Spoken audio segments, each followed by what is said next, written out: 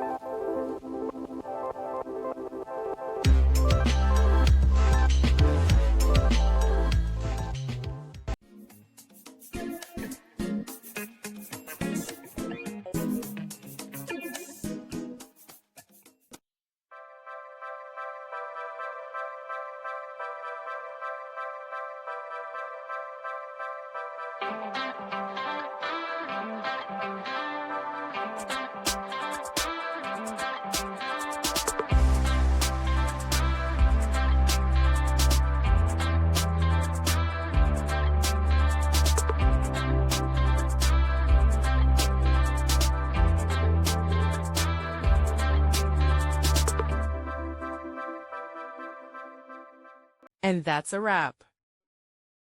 I hope you found the answer you were looking for. If you did, take a second to hit that subscribe button. It really helps out. And let me know in the comments which solution worked best for you. See you next time in the debug zone.